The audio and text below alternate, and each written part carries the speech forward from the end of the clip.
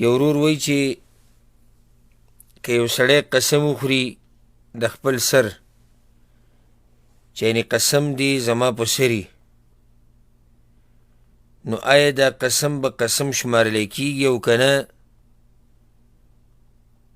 او که چېرته دی دا قسم پوره نه کړي نو په دې به کفاره یي او که نه؟ الجواب وبالله التوفیق. د ټول ناول دا خبره یادول پکار دي چې قسم به یو مسلمان نه خوري مګر د الله په نوم باندې، په الله باندې، د هغه په صفاتو باندې. هر چې قسم په مخلوق باندې دی او په غیر الله باندې نو دا ناجایز دی، بلکې دا شرک دی. او حدیث کې راځي، امام ترمذي امام ابو داود راوړی دی،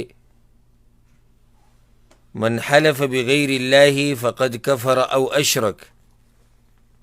پیغمبر صلی الله علیه وسلم وی چا چې د الله نه علاوه په یو مخلوق باندې قسم وخوړو فقد کفر او اشرک، نو یا کفر وکړو یا شرک وکړو.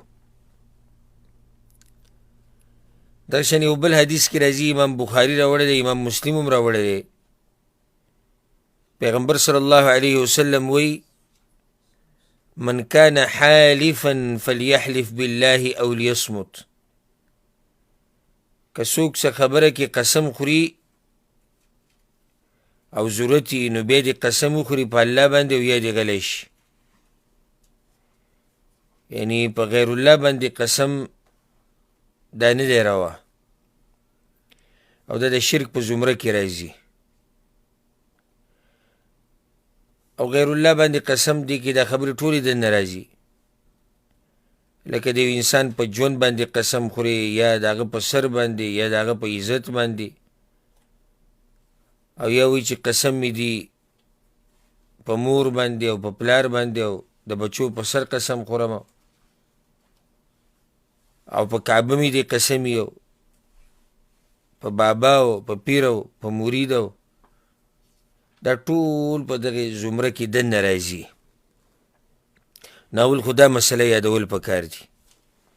بیا د هغې نه بعد بله مسله دا ده چې کوم قسم په غیر الله وخوړی شي نو دغه قسم نه شمارلی کېږي. وجه دا ده چې دا په غیر الله باندې خوړلی شوی دی، نو بیا په دې کې کفاره هم نشته. دا د اکثرو علماو قول دی. لکه اوس یو سړی د قسم یې وخوړو چې زما دې په کعبه باندې قسمي چې زه دا روټۍ نه خورم، او بیا هغه روټۍ وخوړه، نو په ده باندې کفاره نشته. ولې به کفاره نشته؟ ځکه چې دا قسم نه ښه. نو مطلب دا شو چې ده به یعنې کفاره پې نشته، بس دی آزاد دی، دا خو ډېر ښه شوه. نه، موږ لږ ساعت مخکې ووایي چې غیر الله باندې قسم خوراک دا شرک په زمره کې راځي، نو دی خو یو داسې کار یې وکړو چې هغه د شرک په زمره کې راځي، حرام او ناروا کار یې وکړو، نو په ده باندې اوس توبه لازم ده. توبه به وباسي او په دې خپل کار باندې به پښیمانه وي، او دا په ښه اراده به وي چې دې کار ته بیا نه واپس کېږم، خو کفاره پې نشته. کفاره په هغه قسم باندې چې کوم قسم د الله په نوم وخوړی شي. هر چې دا قسم دی نو دا خو شرعي قسم خو نه دی، دا خو د ناروا او حرام کار کړی، نو د هغې بیا کفاره دقه ده، دا توبه ویسته، الله ته رجوع کول او دې کار ته بیا نه واپس کېده.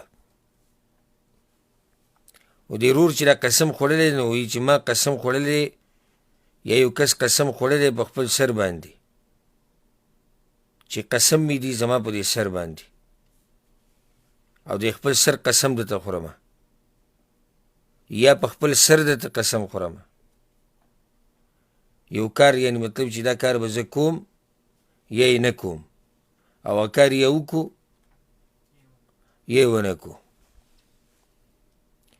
نو په ده باندې کفاره نشتی، په ده باندې توبه ده، ځکه چې دی په یو عظیمه ګناه کې واقع شو او الله ته واپس کېدل دي. والله اعلم.